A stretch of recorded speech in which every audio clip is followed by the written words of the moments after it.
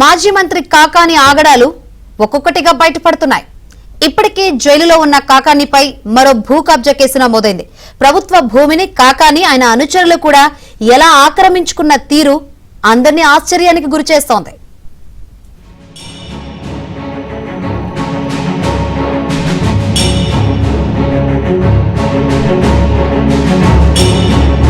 కల్కత్తా చెన్నై జాతీయ రహదారిని ఆనుకుని సర్వేపల్లి నియోజకవర్గం వెంకటాచలం మండలం కాకుటూరులోని ఆర్టీసీ జోనల్ కాలేజీ ఎదురుగా 15 ఎకరాల ప్రభుత్వ భూమి ఉంది.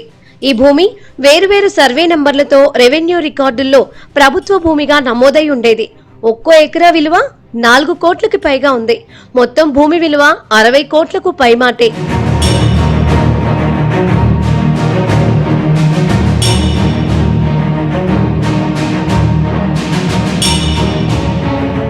రెండు 2021లో మాజీ మంత్రి కాకాని గోవర్ధన్ రెడ్డి ఆయన ముఖ్య అనుచరుల కళ్లు ఈ భూములపై పడ్డాయి. మొత్తంగా భూమినంతా కాజేసేందుకు ప్రణాళికలు రూపొందించారు.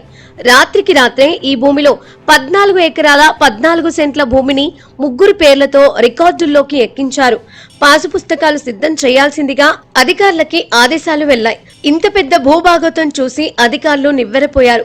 పాసు పుస్తకాలు చేస్తే అడ్డంగా బుక్కైపోతామని భావించారు. రికార్డుల్లో పేర్లు ఎలా తారుమారయ్యాయో అర్థం కాక తలలు పట్టుకున్నారు. ఆ సమయంలో నాటి జగన్ ప్రభుత్వం అండగా సవరణలన్నింటినీ నిలిపివేసింది. రైతులు, సామాన్యులు తమ చిన్నపాటి భూములు, స్థలాలకి సవరణలు జరగక తీవ్ర ఇబ్బందులు ఎదుర్కొన్నారు. సరిగ్గా ఆ సమయంలోనే రికార్డుల్లో ఈ భూమికి సంబంధించిన పేర్లు మారడం, ప్రభుత్వ భూమిని ప్రైవేటు పట్టా భూములుగా చూపడం అందర్నీ ఆశ్చర్యానికి గురిచేసింది. పలు మండలాల్లో కంప్యూటర్ ఆపరేటర్లు మొదటగా గుర్తించి విషయాన్ని బయటకు తెచ్చారు. ఈ భూముల్లో పేదలకు ఇళ్ల స్థలాలు ఇవ్వాలని సిపిఎం ఆధ్వర్యంలో పెద్ద ఎత్తున ఆందోళనలు జరిగాయి. ఓసారి పూరిపాకలు వేయగా రెవెన్యూ, పోలీస్ అధికారులు వాటన్నింటినీ తొలగించారు.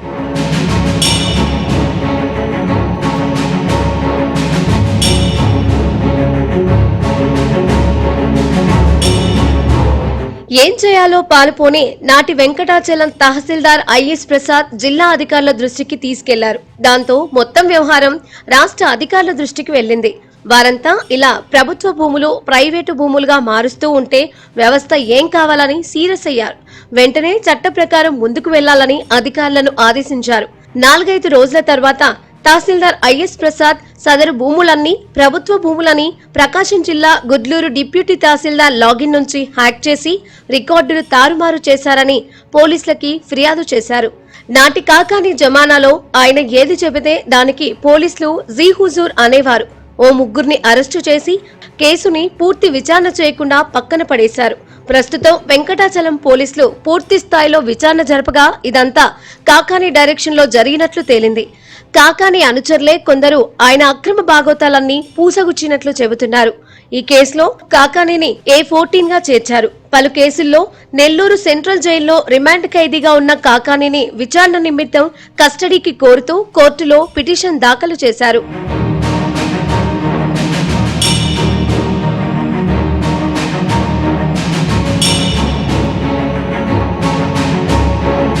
ఈ భూమితో పాటు చెముడుగుంట పంచాయతీ కుంకుంపుడి రెవెన్యూ పరిధిలోని సర్వే నంబర్ 9/8లో 1.60 ఎకరాల ప్రభుత్వ పోరంబోకు భూమిని కాకాని అనుచరులు ఆక్రమించారు. అందుకు సంబంధించిన రికార్డులన్నీ తారుమారు చేశారు. ప్రైవేటు పట్టా భూమిగా చూపుతూ ఒకరి పేరుతో రికార్డుల్లో పేరు, భూ స్వభావం మార్చారు. వీటితో పాటు మరికొన్ని ప్రభుత్వ భూముల్లోనూ ముళ్ల కంచెలు వేశారు. మళ్లీ తమ ప్రభుత్వమే వస్తుందని వాటిని తమ పరం చేసుకోవాలని కుట్రలు పన్నారు. జైలు జీవితాన్ని గడపాల్సిందే.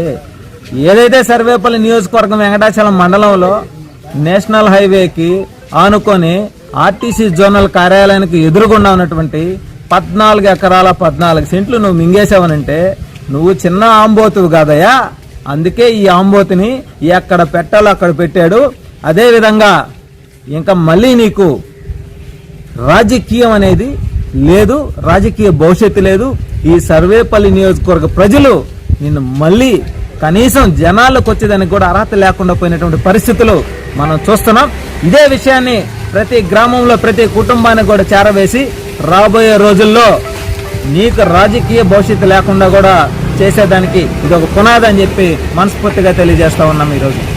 ఇవే కాదు, జగన్ ప్రభుత్వ హయాంలో ఇంకా ఎన్నెన్నో భూభాగవతాలు జరిగాయి. అవన్నీ ఎక్కడ బయటకొస్తాయో, తామెక్కడ జైళ్లకి పోవాల్సి వస్తుందోనని కాకాని అనుచరులు భయంతో బతుకుతున్నారు.